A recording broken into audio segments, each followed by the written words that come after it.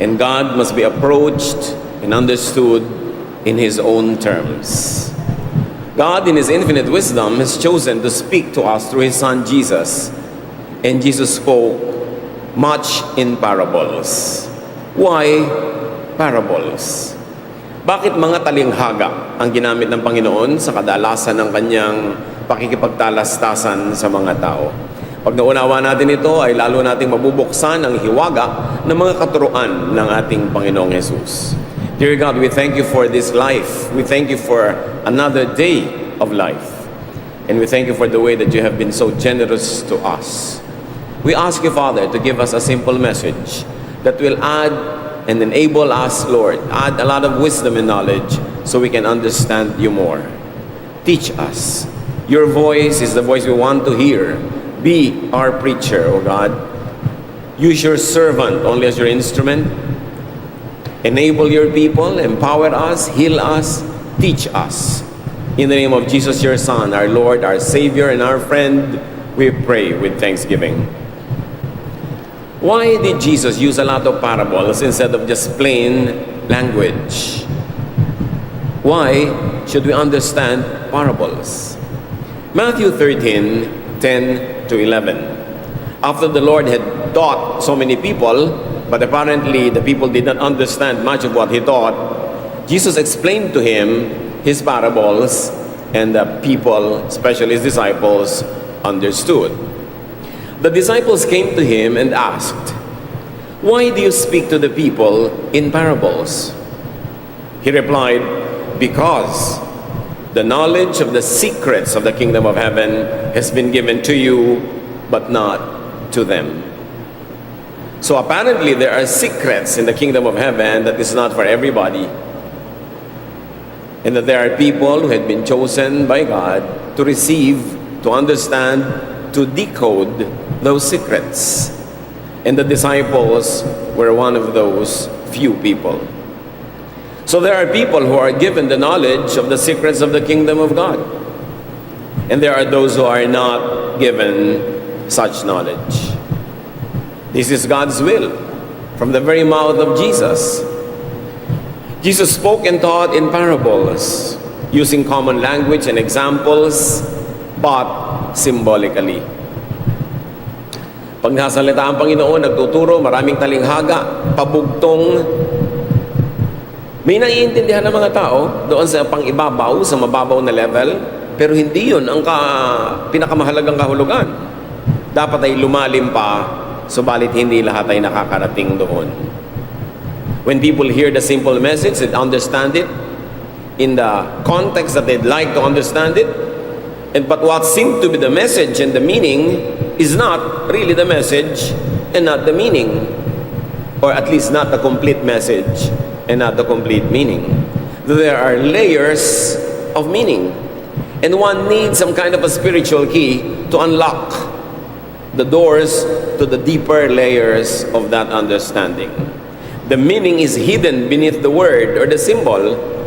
To see, to hear, and to know the meaning, one needed to be trained and initiated, to be led and guided, so to speak, or to be told plainly by Jesus Himself. And all of this kind of revelations have ample examples all over the New Testament, especially the Gospels. It would be unfruitful and it could be disastrous to always be literal when Jesus Himself says that the secrets of the kingdom of God is given in parables, and not everyone could readily understand that. Why parables? What principles of the kingdom of heaven lie behind the reasons for the parables? We will know that God reveals Himself to whom He chooses, in the manner, in the degree that He chooses. Nagpapakilala, nagpaparamdam, naghahayag ang Panginoon sa iba't ibang paraan, sa iba't ibang lalim at lawak at taas, kung kanino niya gusto at sa paraang gusto niya. Yan ang kanyang pamamaraan at yan ang marapat unawain, tanggapin at sundin nating lahat. Numbers 12:6-8.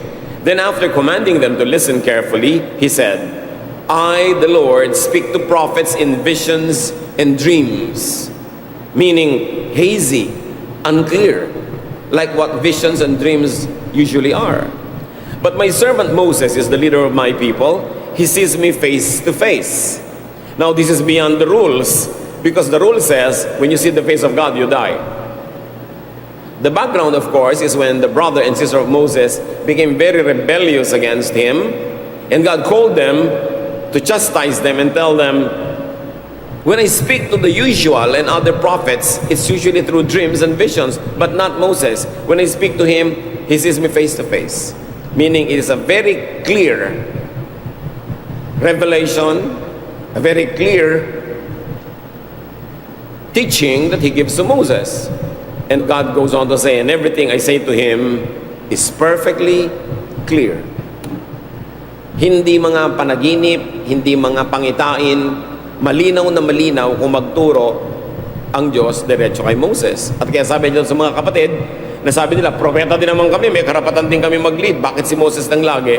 Sabi niya, you have no right to criticize my servant Moses. Hindi sila binigyan ng karapatan ng Diyos na magbigay ng kanilang mga puna na hindi kapuri-puri. So obviously, there are prophets, but there are false ones. There are so-so prophets, and there are great prophets. False prophets rely on fantasies and fabrications. So-so or ordinary prophets rely on visions and dreams. Great prophets are dealt with by God in a very special way, like Moses, that the revelation is so clear. So not all prophets are the same. The qualities of prophetic ministries are not the same. A great prophet must not be criticized for his clarity by the so-so, and very especially the false prophets. But take note that prophet doesn't mean manghuhula. The main ministry of prophets and the meaning of being a prophet is not to foretell the future, not to look at future events. Yun yung mga manghuhula. Prophets were bridges between the divine and the profane, between heaven and earth, between God and people. That what God would teach to people, He gives to prophet first. And the prophets, depending on the degree of the gift of prophecy given to them, and therefore the revelation that they are allowed to take in, to understand, and to communicate to people, these prophets are bridges. Sila ang unang pinagpapahayagan ng Diyos, at ayon sa kanilang pagkakaunawa, ay ipinapasa nila sa taong bayan ang sinasabi sa kanila ng Diyos. Kaya mayroong pakikipag-usap sa kanila na panaginip lamang, mayroong pangitain, na subject also to the interpretation of the prophets. The dream, the vision could be 100% inspired, but the understanding, the translation, the interpretation, and the communication of the prophet in human terms to other humans is not always guaranteed to be 100% inspired. Kaya dapat pinag-aaralang mabuti. The Word of God is always inspired, but the translations, the many interpretations, and very especially all the hermeneutical processes that go with it are not guaranteed to be always inspired. So people have to be watchful. So ang mga propeta talaga ay mga tulay mula sa Diyos at sa tao, at tulay din mula sa tao tungo sa Diyos. Kaya marami mga bagay na pag ipinalangin ng mga propeta ay nagkakaroon ng napakagandang sagot mula sa Diyos, hindi dahil malakas sila sa Diyos, kundi dahil sobra silang maka-Diyos. Na nararamdaman nila ang pintig ng puso ng Diyos. So kung sila'y manalangin, ang kanilang ipinapanalangin, ang paraan at oras sa kanilang ipinapanalangin ay ayon sa kalooban ng Diyos, ibinibigay tuloy. Hindi dahil sa kanila, kundi dahil marunong silang humingi ng tama. So what do we do now? How do we get informed? How do we know the will of God? Well, you can receive spiritual knowledge directly from God, like Moses or like the other prophets. Be a prophet, but then that is God's call. You don't appoint yourself to become a prophet. No prophet is appointed by other humans too. God chooses whom He chooses. So when you cannot be the prophet yourself, you could receive spiritual revelation through someone blessed by God to receive it. That's why it is important to be watchful who you listen to, how much you believe, and how much you follow human instruments. Ephesians 4:11-12. So Christ himself gave the apostles, or gave the church, the apostles, the prophets, the evangelists, the pastors and teachers, to equip his people for works of service, so that the body of Christ may be built up. As you can notice, the gifts, the offices that are premised on those gifts are assigned by God.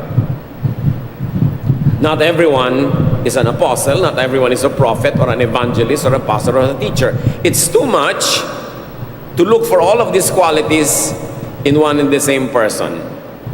It's too much to ask, for instance, a local church's pastor to be all of this. As you can see, it was meant from the beginning that the leadership of the church would be teamwork. That there will be a team of gifted men and women who will be used by God as instruments to bless his people. And everyone is a gift. The gifts are not limited to this that we mentioned now. There are many other gifts. Everyone is a gift. That's why when you are absent from the church, you are cheating the church, because your gift is not ministered to all of us. And you are also cheating yourself, because our gifts are not being ministered to you. It was so designed by God that the people in the church will need each other, and everybody will be important. Everybody is gifted. In that case, there is equality. But equality does not mean uniformity in function or in giftedness. So benefit from a prophet, especially if you are not one. Benefit so-so from a so-so prophet, and benefit greatly from a great prophet. Be discerning. But you might also get damaged and destroyed by a false prophet. Even during the time of Jesus, there was a lot of them. And even before his time, there was an army of the so-called false prophets. It's important for the sheep to know the voice of the shepherd. Because when that voice calls in the dark, and the sheep rise to follow the shepherd out of the pen into the field, you don't know if that is a thief and will bring the sheep to a slaughterhouse. It is important to be discerning. Another principle of the kingdom of God is that those who have spiritual discernment will be given more discernment. And those who have more will be given more. Why that is so? Ask God. That is God's principle. It is evident in many of the examples in various situations in life. For instance, in the parable of the talents, Matthew 25:29. Everyone who has something will be given more. This is Jesus speaking. And they will have more than enough. But everything will be taken from those who don't have anything. Pag may ibinibigay sa iyo ang Diyos at pinaparami mo, lalo kanyang payayamanin, pararamihin pa niyang binibigay sa iyo. Pag binigyan ka ng malaki at malaki ang napadami mo mula doon, malaki ang gantimpala mo. Ngayon, kung binigyan ka naman ng Diyos ng hindi karamihan, siyempre hindi niya inaasahang napakalaki din ang bunga mo, magkakaroon ka din ng di karamihan, pero marami-raming bunga, bibigyan ka rin niya ng marami-raming blessing. At kung ang na-assign sa iyo naibigay sa simula ay maliit, hindi mo pa pinarami yung maliit na nabigay sa iyo, babawiin pa at ibibigay doon sa maraming-marami na at mayamang-mayaman na, spiritually speaking. Sometimes even in material and economic levels, the same phenomenon happens. The rich become richer and the poor become poorer, and we all have to realize and examine ourselves what our participation is when we become poor or rich, or when we remain poor. May participation tayo doon, dapat lang nating makita. To go back to the issue of the parables, Matthew 13:13-15. Sabi ng Panginoong Jesus, I use stories when I speak to them, meaning the people, because when they look, they cannot see. And when they listen, they cannot hear or understand. So God's promise came true, just as the prophet Isaiah had said. These people will listen and listen but never understand. And this is in the context of traditional religion. Israel has been listening and listening and listening to the scriptures, praying 5 times a day, dedicating so much of their life to religion, and Jesus says, they never understand. All they had was that established, organized, religious machinery around them, but Jesus says they never understand. That's why when he was asked, Lord, what is the greatest commandment? Because Israel had 10 commandments and 613 other minor commandments called mitzvahs. And Jesus said, there's actually just one, and that is love. Love God and love your fellow men like you love yourself. Meaning, you might kill yourself or others implementing and following the 10 commandments and the 613 other commandments, but if the ending in your life, if the product of all your religiosity is not love, you miss the point. You don't understand a thing, because all the law and the prophets is about love and loving. Ironically, of course, many people, when they become more religious, they become less kind. They become more self-righteous, more judgmental, and more separatist. That they don't want to mix with other people with various shades or various colors of religiosity. And Jesus says, you miss the point. You never understand. You just keep listening and listening. Religion doesn't do you any good. Religion makes you callous because you think you already know, but you don't. Then to go on with the verse, they will look and look, but never see. Again, in the context of religion, and all of them have stubborn minds. And why do the Israelites have stubborn minds? Because they have preset doctrines and beliefs that would never be yielded even to the voice of the Son of God. Sobrang binuuna nila sa mga utak nila ang mga doktrina ng kanilang mga ninuno, mga kaugalian, mga nakasanayan, wala nang space para sa katuruan ni Jesus, wala nang space para sila maituwid, para maitaas ang level ng kanilang spirituality. And Jesus goes on to say, their ears are stopped up and their eyes are closed by religion, if you look at the context of what he means. They cannot see or hear or understand. If they could, they would turn to me and I would heal them. So Jesus is saying, look, for all the religiosity, these people are not really turning to me.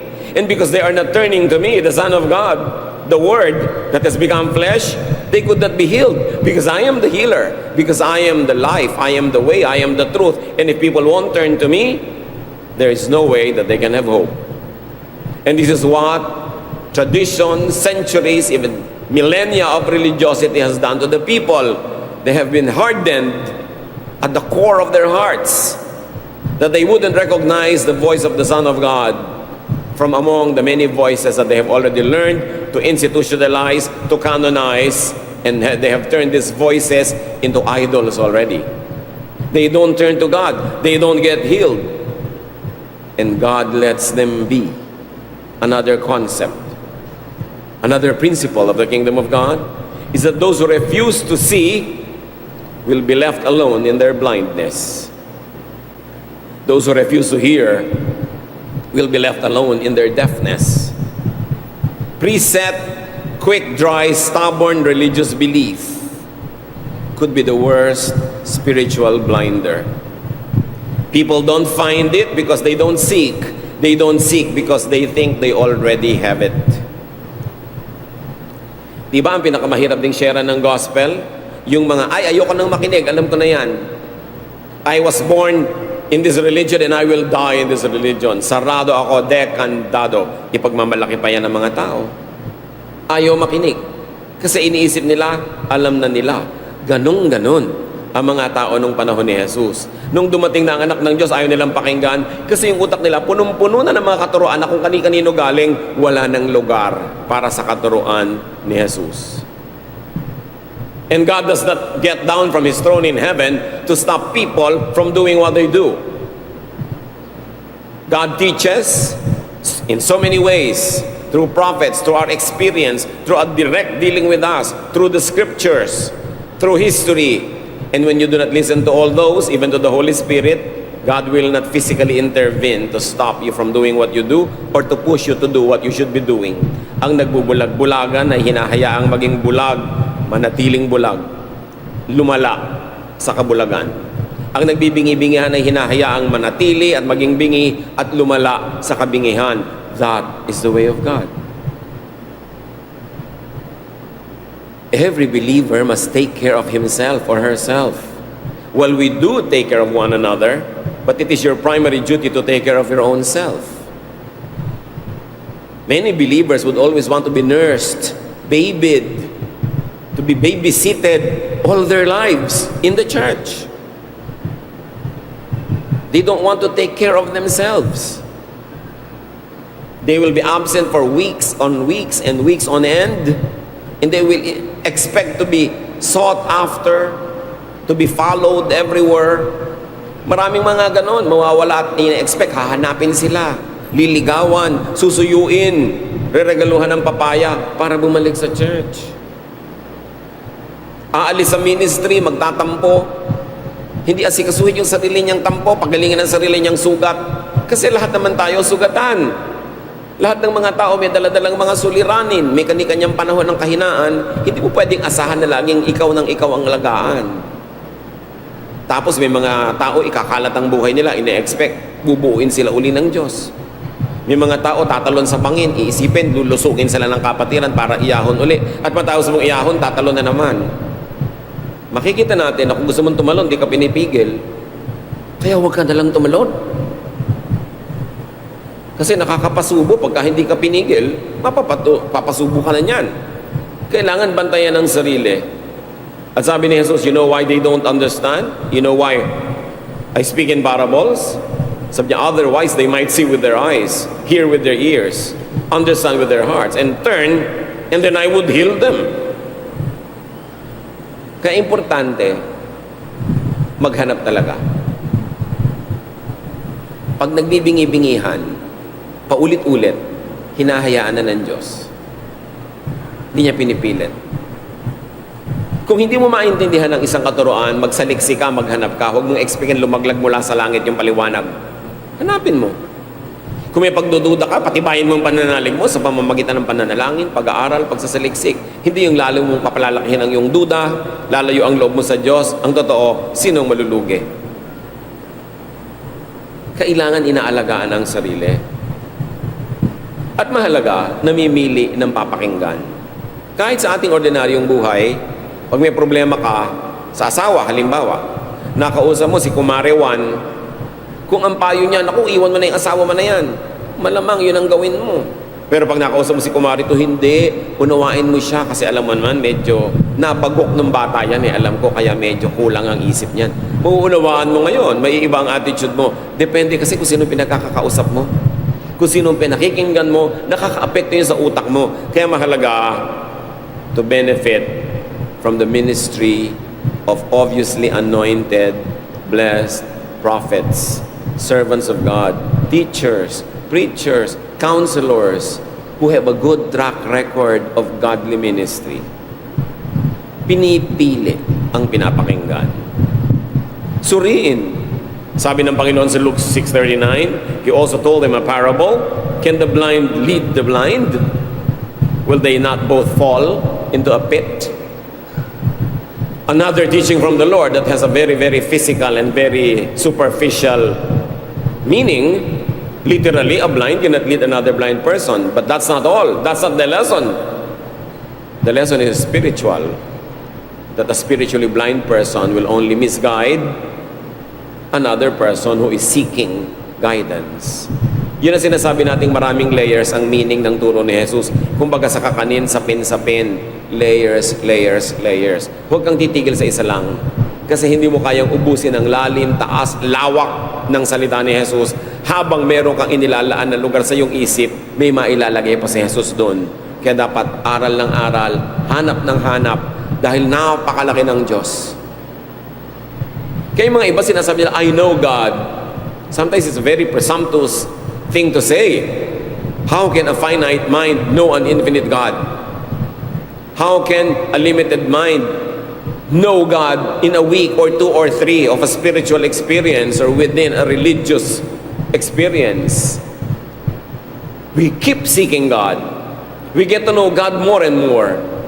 But can a human mind really know God? Understand God? Kaya sabi ng ilan, the best theology is silence. Because the moment you theologize, the moment you use words to theologize, you already put the unlimited eternal wisdom of God in limited containers like human words. Nagkakaroon ng limitasyon. But of course, we do seek to theologize with words, but do not make an idol out of theology.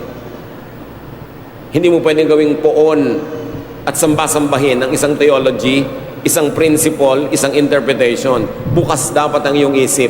Dahil habang ibinubukas mo yan, lumalago, tumatalino ka, mas dumadami ang kaya mong unawain, and you outgrow what you previously know. We always like to grow. We grow spiritually. We like to grow and grow and grow. But to grow into something, you have to outgrow something else. To move up, you have to leave your level now. So to grow spiritually is to outgrow limited spiritual knowledge and frames of the past. Dapat willing kang magbago ng pananaw. Hindi mo pa alam ang lahat, hindi pa perfect ang alam mo. Sabi nga ni Paul sa Corinthians, when I was a child, I thought like a child, I reasoned like a child. But now that I'm a man, I give up childish ways. But even though you get to manhood, you still don't know everything. So you get to another level of growth if you're still physically alive. And what you know as a man will now have to be outgrown, because that would have been also childish compared to what you can still know over time. Room for improvement is the biggest room in the world. And room for knowing God is that room. Nobody should presume that he or she knows God. Laging, I know God. Sasabihin mo sa mga tao, kilala mo ba ang Panginoon? Kaya tatanungin ka ulit, ikaw kilala mo? Yes, nagsisimula tayong kumilala sa Diyos, kinikilala natin siya, pero para sa mong kilala mo, parang you have arrived. Dapat ituwid yung ganung pananaw. Because we grow from glory to glory. But remember, don't be sentimental. For you to grow into something, you have to outgrow where you are now. Otherwise, you won't grow. Another principle of the kingdom of God is that God gives people what they want and what they insist on. Many people, by body language, by attitude, by culture, actually ask to be deprived, to be miserable, but they are probably not fully aware of it. Wala namang nagsasabi sa Diyos na, Lord, matanggal po sana ako sa trabaho ko. Walang ganong prayer, di ba? But you can pray through body language. Lagi kang absent, lagi kang late, ang dami-daming mali. Actually, you are praying to God na tanggalan ka ng trabaho. Kahit sinasabi ng salita mong, Lord, huwag niyo po akong papatanggal sa trabaho, pero ang ginagawa mo, prayer din. Pa-absent ka, nagpapabaya ka, palasagot ka, inaaway mo yung mga office mates mo. You are really praying to heaven na tanggalan ka ng trabaho. And when you ask, God answers. Surely, matatanggal ka pag ganun ang prayer mo. Everything is prayer. Your body language is prayer, not only your words.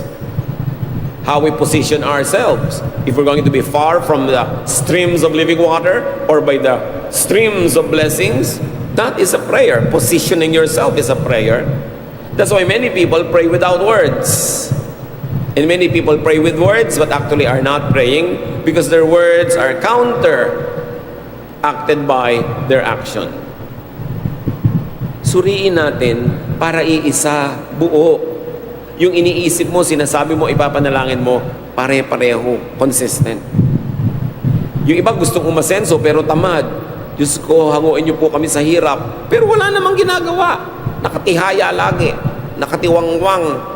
Tatamad-tamad. So yung ginagawa ng body language mo, sinasabi mo sa Diyos, Diyos ko, wag mo po ako alisin sa aking kahirapan. Habang sinasabi ng salita mo, alisin niyo po ako dito. Lito ka. One half wisdom has the other half of folly. One half faith equals to another half of unbelief. Dapat isa, dapat buo. Sinasabi sa Bible, don't expect that you can get anything from God unless there's unity in your spirit. Hindi ka dapat hati. So beware of stubbornness. Huwag tigasan ng ulo. Di ba sabi ni Lord, basa ng basa yung mga yan, wala namang iniintindi. Nadidinig, wala namang iniintindi. Gaano karaming beses na natin nababasa sa scripture, forgive your enemies. Sino naman ang sumunod doon? Yun ang tinutukoy niya, ha? Lagi mo nadidinig, love your neighbor. Pero marami kaaway ang neighbor, hindi nagla-love ng neighbor. Yun ang sinasabi ni Lord. Pakinig kayo ng pakinig, ha? Simba kayo ng simba, basa kayo ng basa, dinig kayo ng dinig.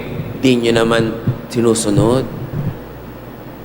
Tinitigasan yung ulo nyo. Ang trato nyo sa mga verses sa Bible, parang menu sa restaurant. Ito gusto ko, ito ayaw ko, ito kalahati lang, ito marami nito, ito may take home pa. Pinipili. Tinitigasan ng ulo sa ayaw. Proverbs 29:1. Whoever remains stiff-necked after many rebukes will suddenly be destroyed without remedy. Akala natin, lusot na tayo dahil nakatatlo, 4 na beses na tayo nagtitigas-tigasan, wala naman nangyayaring masama. Don't ever think na walang mangyayari. Sabi, pag sobra mong tinitigasan ng ulo mo, biglang-bigla na lang malalaman mo, binali na pala yung leg mo, nadurog ka na, at di ka na makakabangon muli. Huwag intayin na dumating ang ganon. Kung alam nating mali, tigilan. Yung alam nating dapat gawin na tama, gawin. Huwag magtigas-tigasan ng ulo, huwag magmaang-maangan. Kasi ang nagbubulag-bulagan, hinahayaan ni Lord na manatiling bulag. Ang nagbibingi-bingihan, hinahayaan niyang tuluyang maging bingi. At pag-click natin sa istorya ng parable ni Jesus, Matthew 13:16-17. But God has blessed you, because your eyes can see, and your ears can hear. Many prophets and good people were eager to see what you see and to hear what you hear. But I tell you that they did not see or hear. Again, this is a commentary on what the people of the old order knew about God and what they did in the religiosity. The Lord was saying, the prophets before you wanted to see what you see now, wanted to hear what you hear now, but they never heard nor see it. They never saw it. In other words, kulang-kulang talaga yung alam ng mga prophets nung araw. At kung meron man silang itinuro dahil hindi pinapakinggan ng mga tao, hinayaan na lang ang mga taong manatili sa tigas sa mga ulo nila hanggang ipinadala ang Panginoong Hesus para ituwid ang lahat ng liko, itama ang lahat ng mali, tapunan ng liwanag ang lahat ng nasa dilim. Dahil dapat ituwid. Kaya nga sa napakadami nilang mga commandments, ang nagiging ending, nagiging self-righteous sila, judgmental, divisive. Sinabi ni Lord, isa lang talaga yung command and focus on that, love. Imagine, libu-libong taon nilang pinagkakahirapan na sundin, daan-daang taon na talagang ini-implement nila. Tapos sasabihin ni Lord, ang totoo, ang love lang talaga ang pinakamahalaga. Yun ang atupagin ninyo at yun ang unahin nyo. Pinakinggan ba nila? No. They crucified Jesus on account of the many facets of their law. Law pa rin nila ang sinunod matapos ang lahat. Kaya nga, kung ayaw mong makinig, hahayaan ka. Pero merong consequence.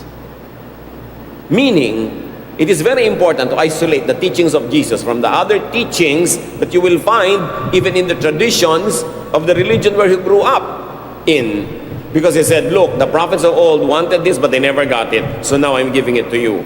So it's very important to give the teachings of Jesus paramount attention. Because he is the Word of God that became flesh.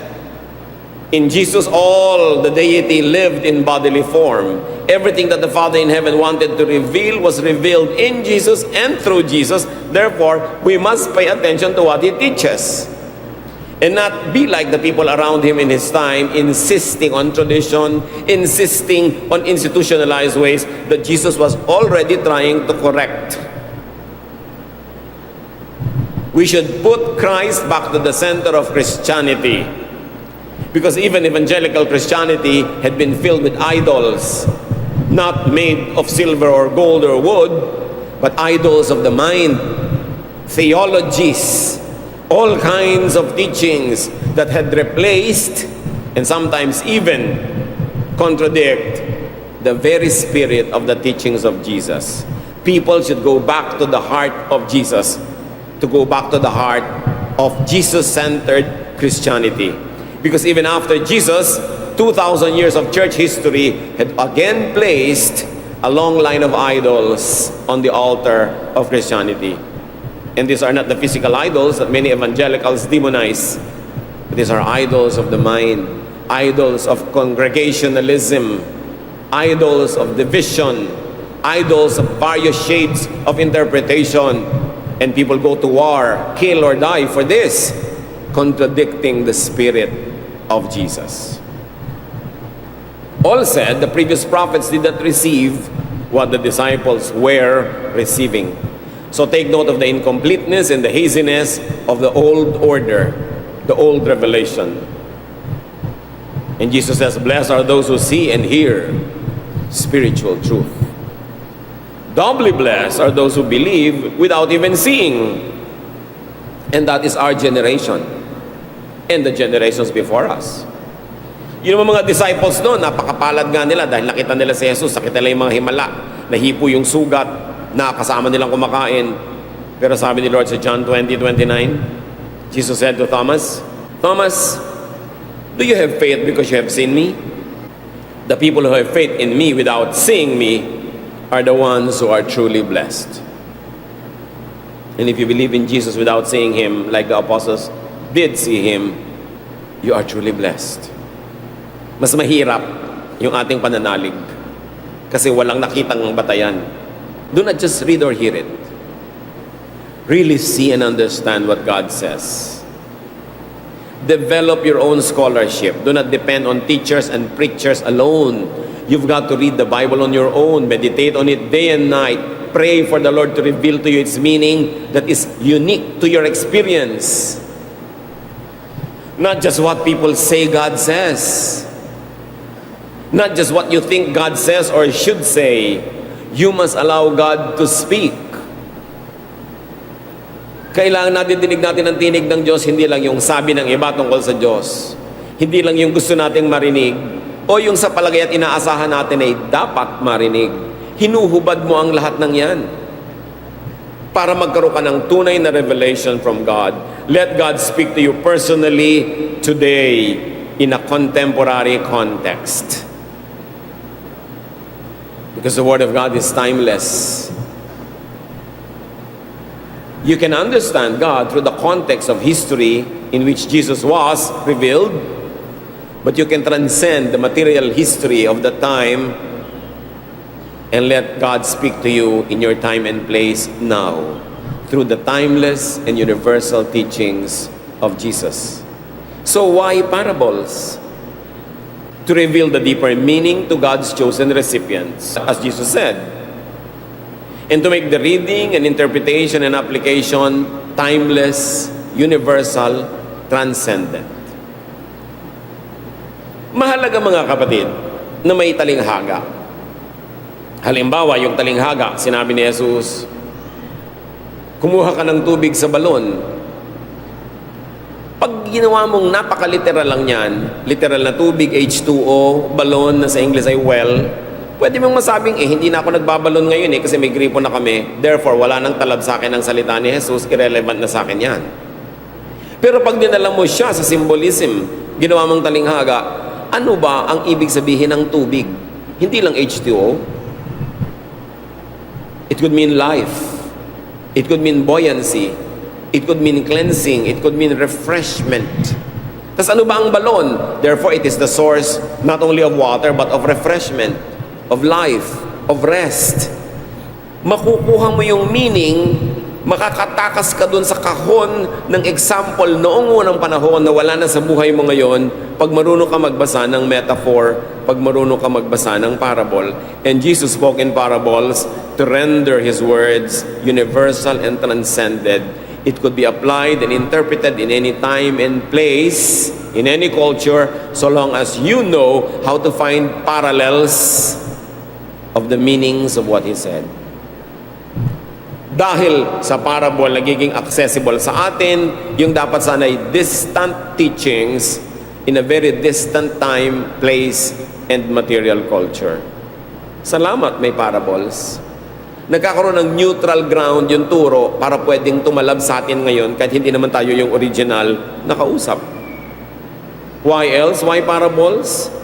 To consign the spiritually blind to their blindness and the deaf to their deafness. Kung tayo lang masusunod, hindi siguro tayo ganun. Pero ganun ang gusto ng Diyos, let it be.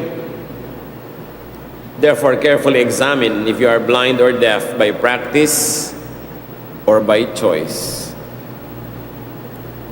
Pinakamalaking mambulag talaga yung religious affiliation. Hindi ka na makikinig sa ibang ideya pag may nauna na sa iyong utak. Why else? Why parables? To make people seek God in their context, in the context of the people. Jeremiah 29:13, you will seek me and find me when you seek me with all your heart. Why all? Because when you find God, God will fill your hearts with teachings. There must be space for His teachings. That's why you've got to seek God with all your heart. Empty your heart of bias. Empty your heart of quick, dry teachings that have been there forever, so that God can fill you with a new revelation, a new light. And even if your old teaching in your heart is still true, then God will give you a fresh meaning and application for the same old truth. But the idea is, empty yourself, of others, so that God will have a space. That's why you have to seek God with all your heart. Meaning also with all your effort. Ski, heart na naman ito, symbol na naman. Kasi kung totoo, yung heart literally is of muscles and tissues that pump forever until you die. Yun yung heart, di ba? Pero now it has become a symbol of something else. Kaya symbolic. You cannot always be literal in interpretation, no matter how many seminaries insist on the literal meaning. The Bible was written with symbolism and with the use of a lot of symbolism. And to unlock its mystery, you've got to enter its language. And that is the language of the parables. So empty yourself to be filled. So, Jesus democratized wisdom and revelation and guidance of God. This is no longer confined to just a few, because He said in Matthew 7:7-8, ask, and it will be given to you. Seek, and you will find. Knock, and the door will be open to you. For everyone, not only a select few, everyone who asks receives. The one who seeks finds, and the one who knocks, the door will be opened. So, if the door is not being opened, if you are not receiving, if you're not being answered, the obvious reason is you are not asking or knocking or seeking enough. Because Jesus said, pag humingi ka, bibigyan ka. Hindi ng kotse ha, hindi ng papa. Pag humingi ka ng wisdom, pag humingi ka ng karunungan mula sa Diyos, na maunawaan siya, pag humingi ka ng tools to understand the mystery of God, sabi niya, ibibigay sa'yo. But you've got to seek God with all your heart. Prophecy and spiritual knowledge is democratized by Jesus.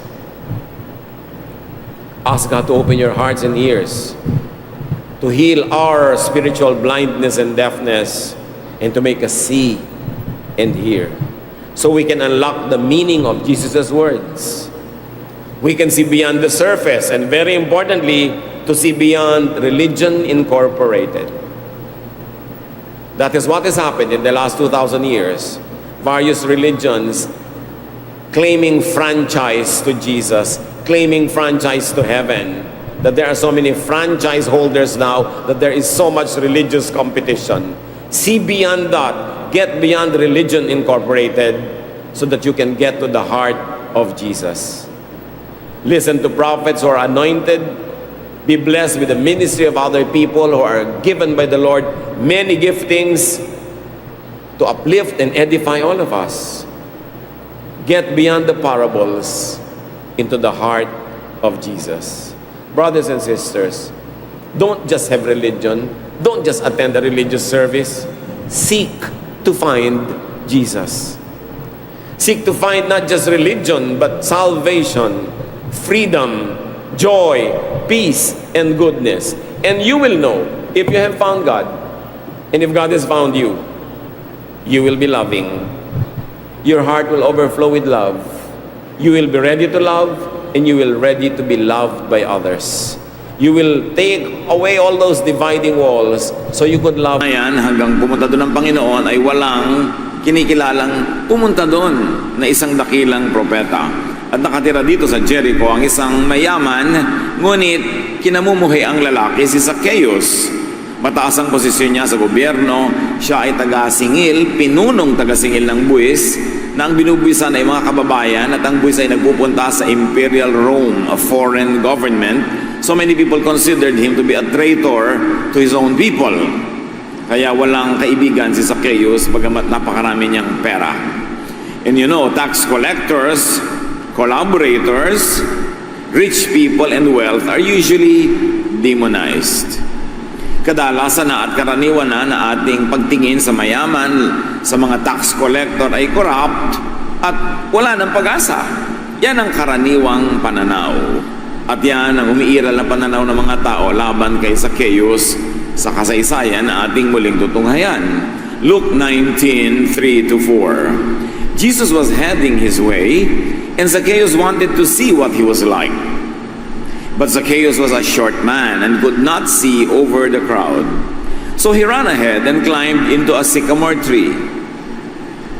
Merong katangian si Zacchaeus na hindi siguro inaasahan ng marami. Interesado siya kay Jesus.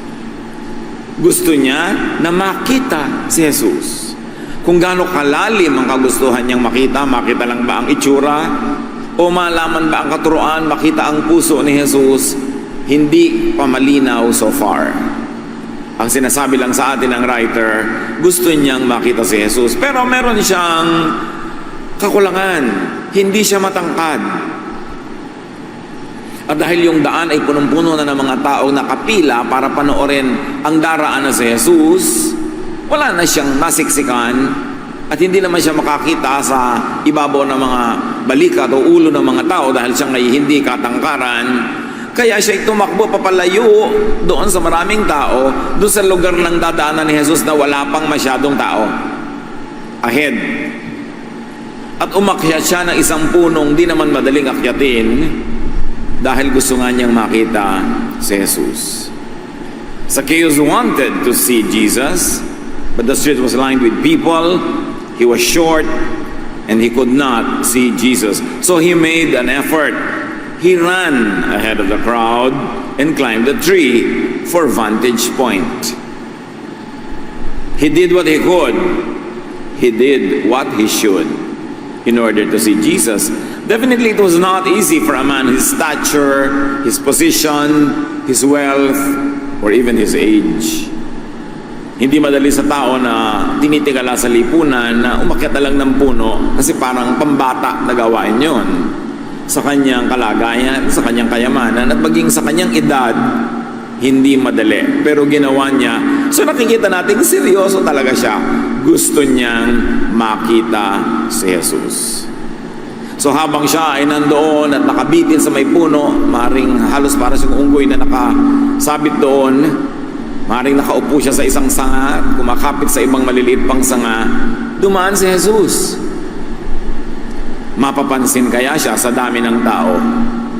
Luke 19:5-6. When Jesus got there, he looked up and said, Zacchaeus, hurry down. I want to stay with you today. Zacchaeus hurried down and gladly welcomed Jesus. Sa pagdaan ni Jesus ay siya ay tumingala at nakita niya si Zacchaeus at tinawag niya by name. Hindi niya sinabing, hoy mama, bumaba ka dyan. Sabi niya, Zacchaeus, bumaba ka dahil gusto kong tumuloy sa iyong bahay. Doon ako manananghalian, doon ako magpapahinga. I want to stay with you today. Kaya totoong-totoo yung sinasabi na seek and you will find. Sa kaso ni Zacchaeus, he sought Jesus and he found Jesus. At yung sinasabing, knock and the door will be open to you. Totoong-totoo. Zacchaeus knocked at Jesus' door and Jesus opened his door to him. And on the reverse, Jesus also knocked at Zacchaeus' door. Sabi niya, pupunta ako sa bahay mo. And Zacchaeus opened his door to Jesus. The important thing here na nakita natin kay Zacchaeus is you see and you get seen by Jesus. Pag ginusto mong makita si Jesus, hindi lang ikaw ang nakakakita sa Kanya, ikaw man nakikita Niya, tinititigan pa, tinatawag pa by name, at binibigyan ng karangalan na makapiling mo siya sa iyong sariling tahanan. Jesus knows and honors those who really seek Him.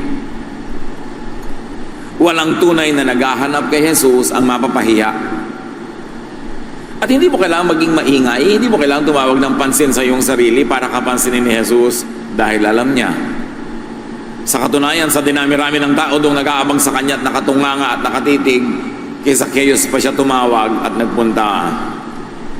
Nakita niya ang puso ni Zacchaeus na nadaig ang puso ng lahat ng nandun na nag-uusyoso. So sila ay magkasabay na lumakad patungo sa bahay ni Zacchaeus. It takes two to make it happen. Nauna na si Jesus na gumawa ng kanyang hakbang, nagpunta siya sa syudad na hindi naman pinupuntahan ng mga dakilang propeta. Ginawa niya ang sarili niya na available to Zacchaeus and to everyone else. Si Zacchaeus naman ginawa ang kanyang bahagi. Sinikap niyang makita si Jesus at nang hindi magtagumpay ang karaniwang pagtatangka, siya ay umakyat pa ng puno para lang makita niya si Jesus. So ginawa niya ang kanyang part. At dahil ginawa ni Zacchaeus ang kanyang part, ginawa na naman uli ni Jesus ang kanyang part. Tinawag niya si Zacchaeus at sinabi niya, sa iyo ako pupunta ngayong araw na ito. At ginawa naman uli ni Zacchaeus ang kanyang part. Sumama siya kay Jesus, binuksan niya ang kanyang tahanan. It always takes two to make it happen. Sa salvation, ganun. Jesus did His part, do your part. Sa counseling, hindi ko konti ang mga tao na nagpapadala sa atin ng sulat, ng mensahe, ng text, ng private message, kahit sa Facebook. Malayo po ako sa Pilipinas, pero ito pong nanay ko, kapatid ko, asawa ko, whatever, ay drug addict, ay na sugarol, ay may problema, ay alcoholic, ang anak ko po ay matigas ang ulo, ayaw pumasok sa school. Pwede po bang payuhan ninyo, counselin ninyo, dala nyo sa Panginoon? Ito po ang aming address. At lagi ang sagot natin, siya ang sabihan mo na pumunta sa amin, ito ang aming address, ay aming telephone number. Kasi kung kami lang mag-isa ang pupunta sa kanya, kahit kami willing, pag hindi siya willing na tanggapin kami, walang mangyayari. Walang counseling na napapayuhan, na aakay sa tama, kung siya mismo ay ayaw niyang paakay. Kailangan meron siyang kagustuhan na baguhin ang kanyang buhay, liwanagan ang kanyang dilim, ituwid ang kanyang liko. Kung ikaw lang ang may gusto kay asawa kanya, anak kanya, magulang kanya, hindi matutupad hanggang hindi siya mismo nagnanais na gawin din yon. Masasayang lang ang pagod mo. Ipaparehab mo, tatakasan ka lang. Ipapakounsel mo, magagalit lang sa'yo. Bubuksan mo yung Biblia, pagdadabugan ka lang. It takes two to make it happen. Because every man has a free will coming from God. And the person must exercise that free will to open his heart to God and to God's ministration. Amos 3:3, do two walk together unless they have agreed to do so? The obvious answer is no. Walang dalawang nagsasabay maglakad kundi muna sila nagkasundong magsabay at magsama. Kaya sa mga mag-asawa na gusto nyong solve ang problema nyo, kailangan pareho kayong willing solve yun. Ano mang bagay, kung may participant na ibang tao, dapat yung kalooban niya ay kaisa nyo, kaisang loob, kaloob nyo siya, para may mangyari. Now, beautifully, Jesus and Zacchaeus walk together. Luke 19:7, everyone who saw this started grumbling. This man Zacchaeus is a sinner, and Jesus is going home to eat with him. As usual, may mga nagreklamo. It was against tradition for holy people to eat with sinners, to even go into the house of a sinner. It was their tradition But obviously, many traditions of Israel were not the real teachings of God. Because if they were the real teachings of God, then Jesus would have followed those traditions. So yung mga tradisyon na nilalabag ni Jesus, isa lang ang ibig sabihin, galing lang yun sa tao, inimbento lang ng religion, pero hindi yun ang gusto ng Ama sa Langit, dahil si Jesus ang buong kapahayagan ng kabaitan, kabutihan at kabanalan at katotohanan ng Diyos Ama. So kung merong tradisyon o batas ang Israel na hindi sinunod ni Jesus, isa lang kahulugan nun, at yun ay hindi siya lawbreaker. Ang ibig sabihin ay hindi naman talaga yun law of God at hindi mo dapat pagkamatayan na sundin. The religious usually like to identify, isolate, and punish the sinner. And even the church is like that today. Pag may kasalanan ka, ang gusto ng mga banal na hindi nagkakasala, ikaw ibisto, ibilad, ipahiya, ihiwalay, at parusahan. Yan ang gusto nila. At yun nga, ang isang uri ng salvation ni Jesus. Isang pagtalog pa lang sa maraming layers of salvation, Jesus saved this man from isolation and from the punishment of people who thought they had the right to punish him. Many religious people isolate and punish sinners to force them to become righteous. But it doesn't happen that way, and in fact that is not the Jesus way, and we know that Jesus is the way. So dapat yung pamamaraan ni Jesus ang pinaiiral, hindi ang pamamaraan ng tao, kahit pa man yun ay tradisyon ng relihiyon. Jesus bypasses the holy and the religious. He gives his full attention to just one man who happened to be considered by many as a sinner. This was highly unusual, untraditional, revolutionary.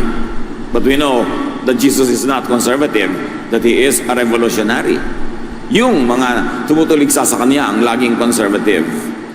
At dahil sila ay conservative, nakasara ang isip nila sa mga katuruan ng Diyos dahil nakatalaga na sila sa pagsunod sa mga nakagawian na the undiscerning grumble against the unusual.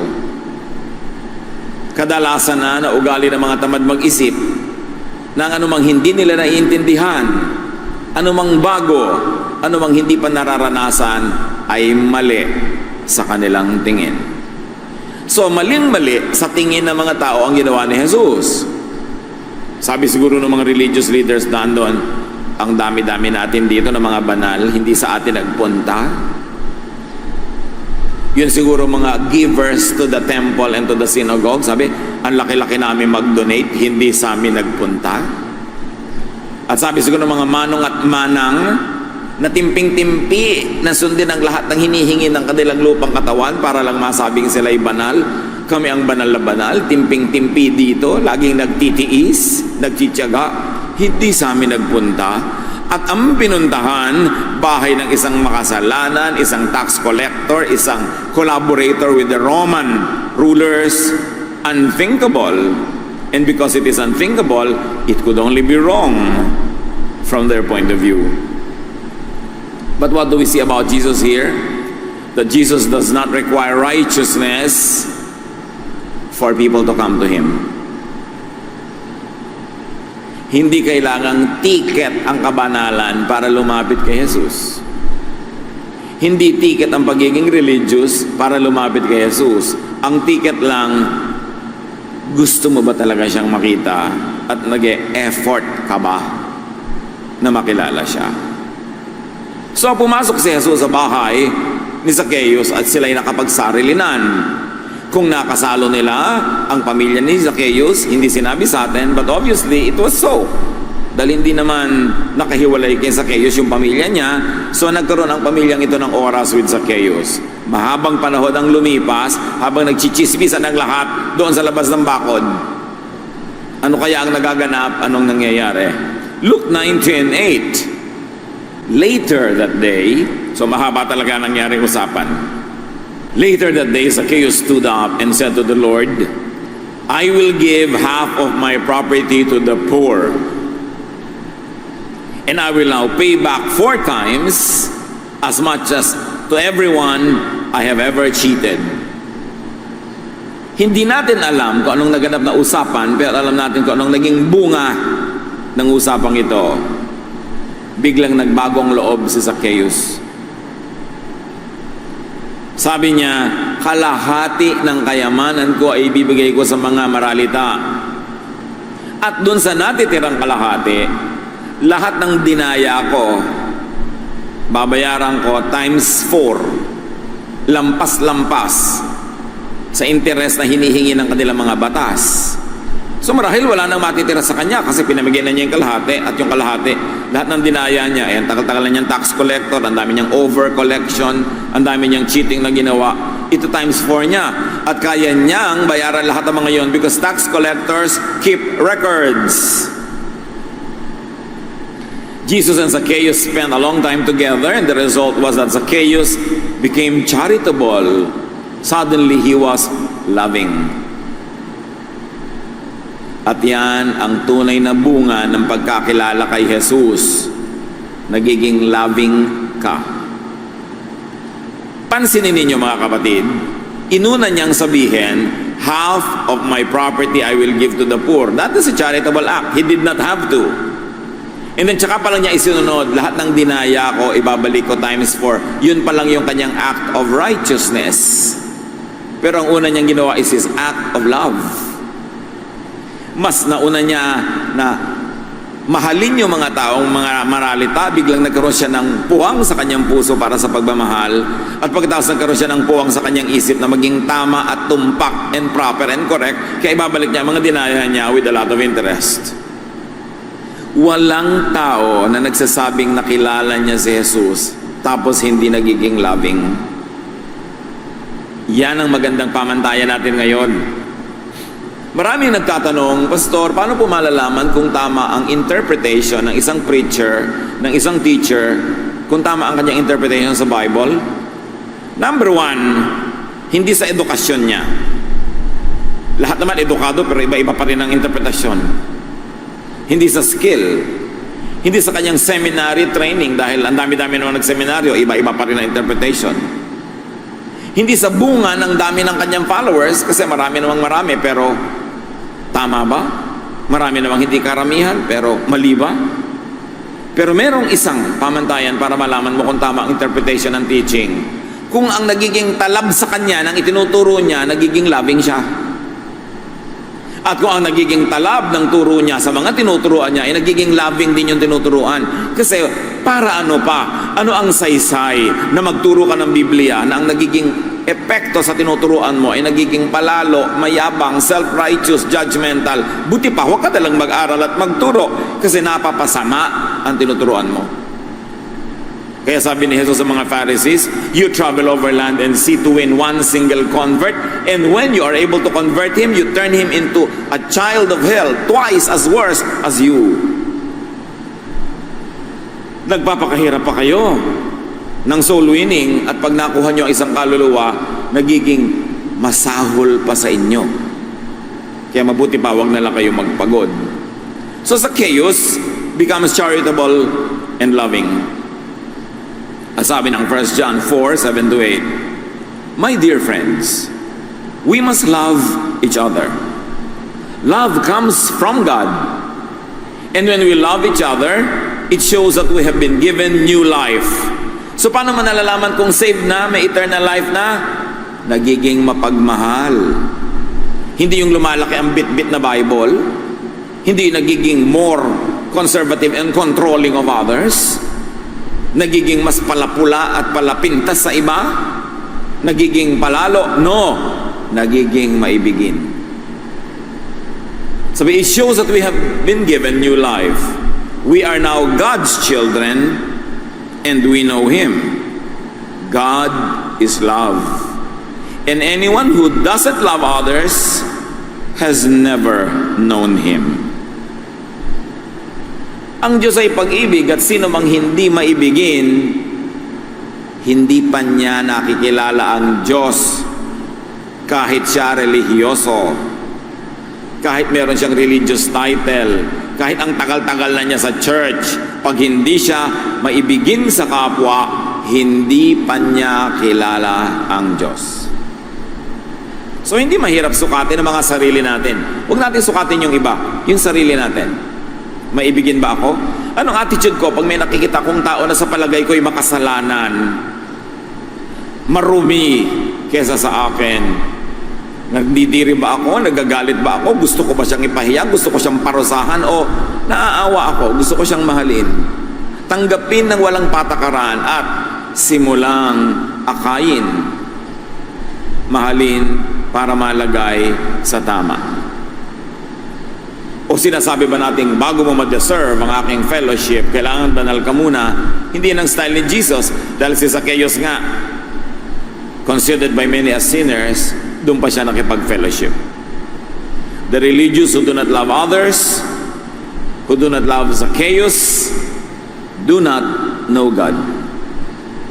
No matter what Bible version they read, no matter what statement of faith is framed on the wall of his house, office, or church, pag hindi siya maibigin, hindi pa siya tinatablan ng Espiritu ng Diyos.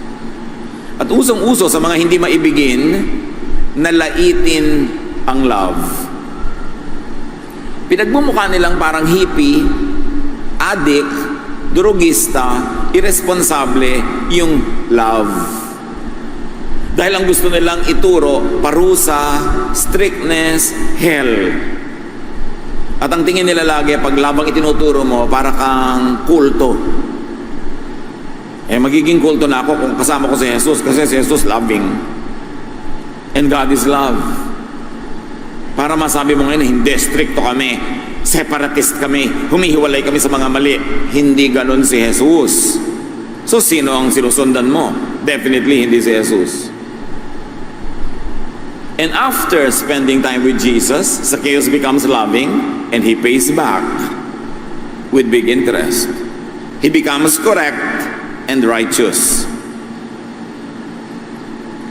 But before he becomes correct, he first becomes loving. Because it is more correct than anything else. Righteousness is not a ticket to get near Jesus. It is a fruit of following Jesus. Hindi mo kailangang ginagawang requirement yon. May mga mahihigpit na mga kongregasyon, magpapa-youth camp. Sasabihin sa mga youth nila, imbitahin nyo mga pinsan, mga kaibigan, mag-youth camp tayo. Pagkatapos bago sumakay ng bus yung magka-camp, puwera, hindi pwedeng sumama ang may kulay ng buhok, hindi pwedeng sumama ang ganitong style ng buhok, hindi pwedeng sumama ang ganito ang mga damit, hindi sila pwedeng sumama sa youth camp. Hindi pa nagsisimula yung youth camp, may requirement ka na itsura, kabanalan, hindi kay Jesus yon. Kasi kay Jesus tinatanggap ka as you are. Hindi ibig sabihin kinukonsinti ka forever as you are, pero tinatanggap ka muna. Tapos mamahalin ka at tatabalan ka ng pag-ibig na yon, ikaw na ang gaganahang baguhin na yung sarili. Hindi ka kailangang utusan o bantayan o parusahan. Napakaraming mga churches hindi nire-represent ang love ni Jesus kasi ang lagi nilang pinapairal yung mga distinctives, policies, mga bawal, at kahit 20 taon ka lang nando, nagkamali ka, pag-uusapan ka, ititiwalag ka, at kung naglingkod ka man, forget it, ititiwalag ka, kasi para sa kanila, they separate from sinners. That is not the work of Jesus. Luke 19 verse 9, Jesus said to Zacchaeus, "Today you and your family have been saved, because you are a true son of Abraham. The Son of Man came to look for and to save people who are lost." So sabi niya ngayon, ikaw at ang iyong sambahayan, parang Acts 16, ano? Ikaw, you and your household. Kasi pang ang head of the family, lumapit kay Jesus, dadalhin niya ang kanyang sambahayan. Kaya mahalaga talaga ang mga tatay, ang mga nanay, ang mga kuya, ang mga ate, manguna sa pangkilala kay Jesus. At huwag solohin si Jesus, dalhin sa iyong sambahayan. Dinala ni Zacchaeus si Jesus sa kanyang bahay. Ang unang nakinabang siya at ang kanyang pamilya. Zacchaeus got saved not by joining any religious sect or group, not by doing any religious ritual as many insist, but by being a true child of Abraham. Ngayon, bago tayo magkalituhan sa ibig sabihin ng child of Abraham na Jew, no, it does not mean just by being a Jew. Ang child of Abraham ay hindi yung mga Hudyo by blood, kundi yung nananalig sa Diyos. Hudyo man sila o hindi. May naganap ng ganyang pagtatalo with John the Baptizer and the Jews. Pinipilit ng mga Jews, okay na sila kasi apo naman sila ni Abraham. Automatic na silang anak ng Diyos. John 8:38-42. Sabi ni Jesus, I am telling you what my Father has shown me, just as you are doing what your Father has taught you. So ngayon pa lang, pinag-iiban na ni Jesus yung Father niya at yung Father ng mga Hudyong kausap niya. Verse 39, the people said to Jesus, Abraham is our father. Jesus replied, if you were Abraham's children, you would do what Abraham did. Instead, you want to kill me. Abraham never did anything like that. But you are doing exactly what your father does. Don't accuse us of having someone else as our father. They said, we just have one father, and he is God. Yung mga Hudyo nakikipagtalo kay Jesus. Apo kami ni Abraham, therefore anak kami ng Diyos. Sabi ni Jesus, kung anak kayo ng Diyos at apo na kayo ni Abraham, dapat mabait kayo. Pero hindi kayo mabait. Gusto niya akong patayin. So hindi ang gusto ng Diyos na aking ama ang ginagawa nyo, kundi yung gusto ng inyong ama. Nililinaw ni Jesus na ibang ama niya sa ima ng mga Hudyong ito. The Jews thought that just by being Jews, they were automatically became children of Abraham and of God. And Jesus was emphatic that this was not so. John 8:42-43, Jesus answered, if God were your father, you would love me. You see? Kung anak ka ng Diyos, maibigin ka. Sabi niya, if God were your father, you would love me because I came from God and only from Him. He sent me. I did not come on my own. Why can't you understand what I am talking about? Can't you stand to hear what I am saying? Your father is the devil.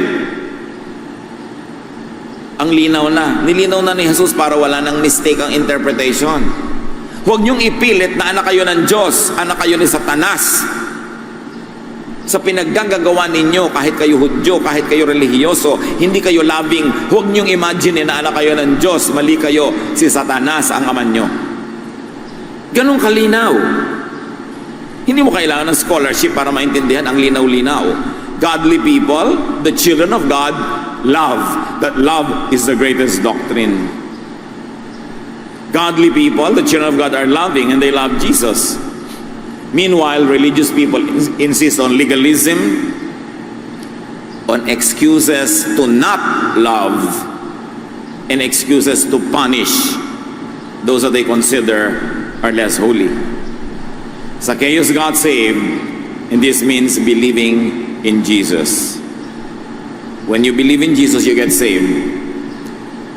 Hindi mo kailangan ng ritual, hindi mo kailangan ng relihiyon, membership, ethnicity, nationality. When you believe in Jesus, you get saved. John 1:12. Yet some people accepted Him and put their faith in Him, so He gave them the right to be the children of God. Kung si Jesus ay tinatanggap sa puso at ikay nagiging anak ng Diyos, naging symbol ng puso yung bahay ni Zacchaeus. Tinanggap si Jesus sa bahay na yon. Kaya lahat ng nakatira doon yung pamilya, sabi ni Jesus, you and your family, you got saved. Pag pinaliit mo yung bahay, puso ng tao. Pag pinalaki mo, anybody, everybody who accept Jesus becomes the home of the Holy Spirit and you get saved. As many as believed Him, who received Him, who believed in His name, He gave the right to become children of God. For God so loved the world, lahat, that He gave His one and only Son, that whoever, kahit sino, believes in Him will not perish, but will have everlasting life. It has always been salvation by faith, not by blood, not by ethnicity, not by tribe, not by nation, not by religion, not by congregation, not by ritual, but by faith. Galatians 3:7. And so you should understand that everyone who has faith is a child of Abraham. Nadinig nyo ba, church? Everyone who has faith is the real child of Abraham. So hindi yun yung ethnic Jews, hindi yan any particular nation. Anyone who has faith in Jesus is the real child of Abraham.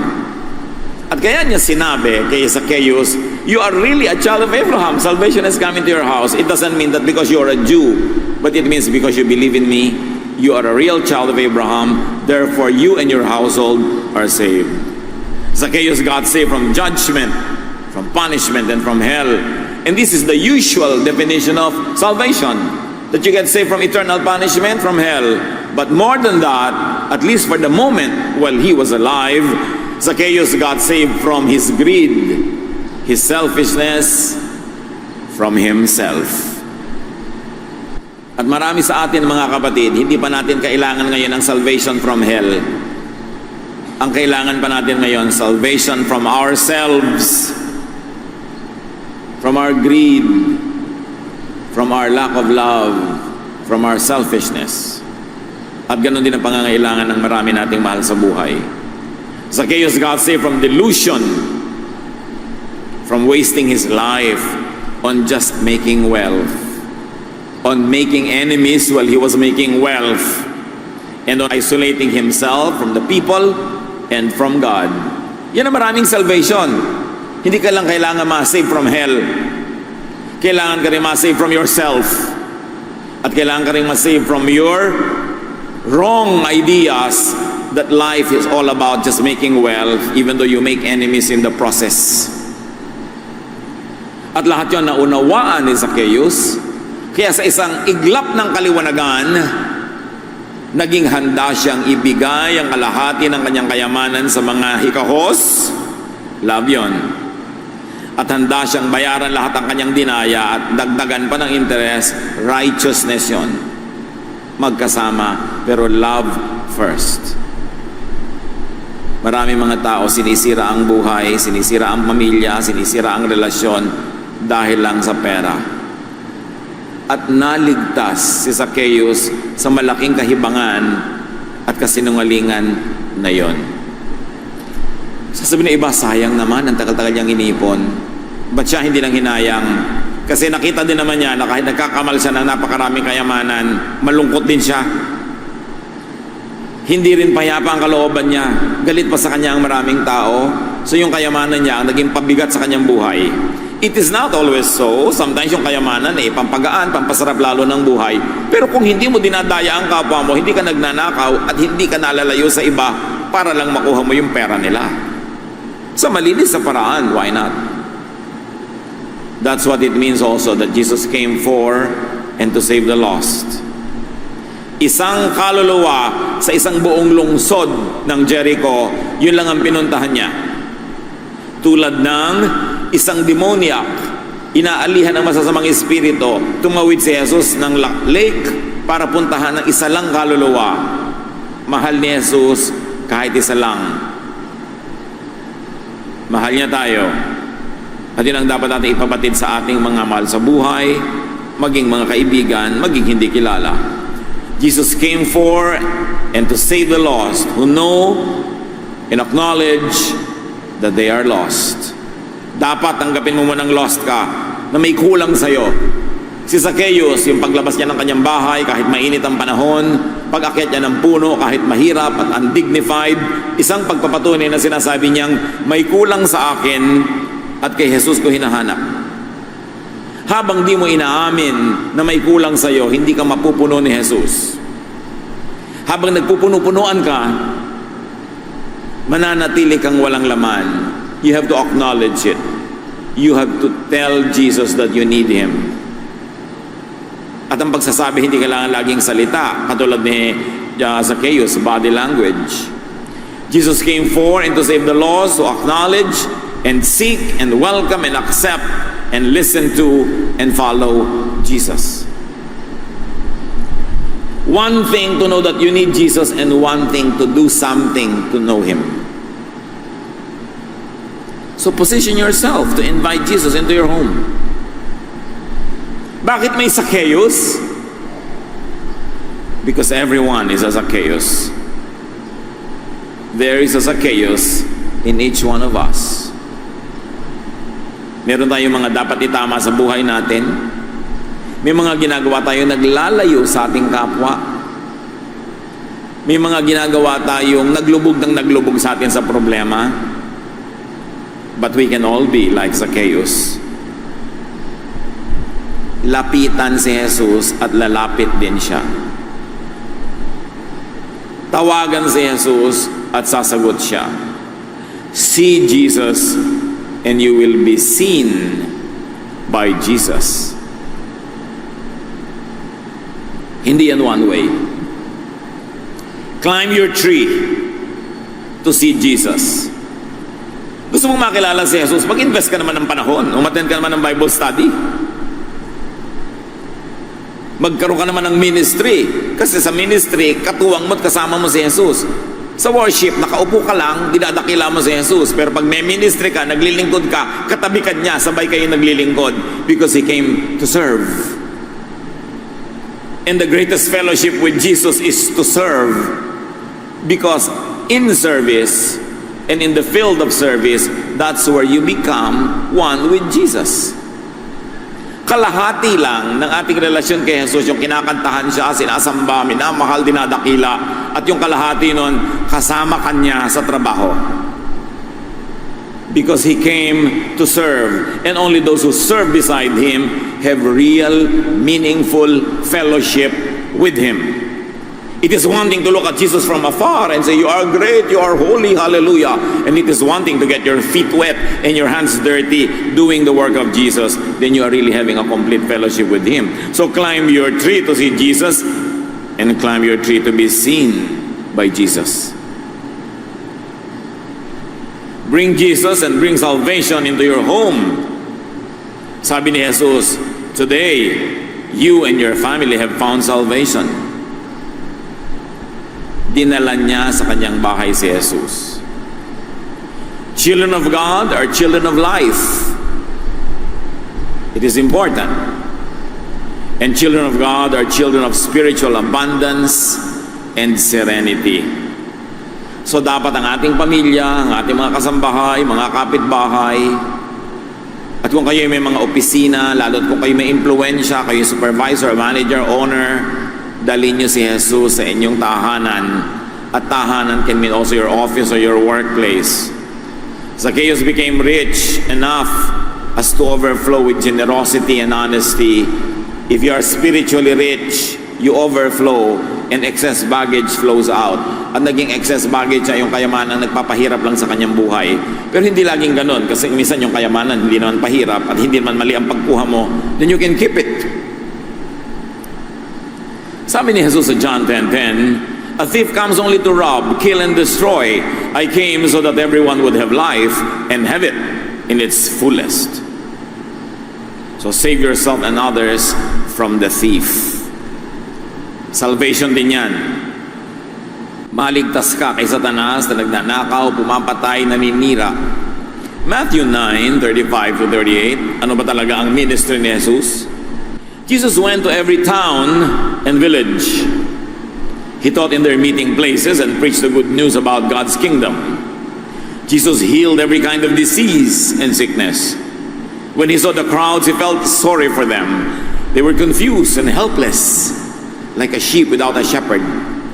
He said to His disciples, a large crop is in the fields, but there are only a few workers.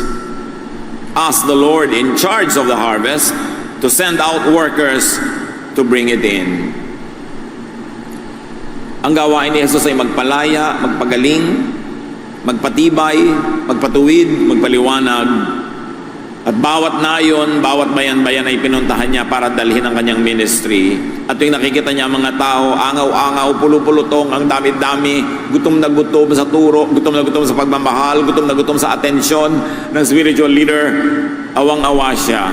At sabi niya sa kanyang mga disipulo, idalangin niyo sa Ama na magpadala ng mga ani, mga manggagawa, ang daming gagawin, ang konti ng workers.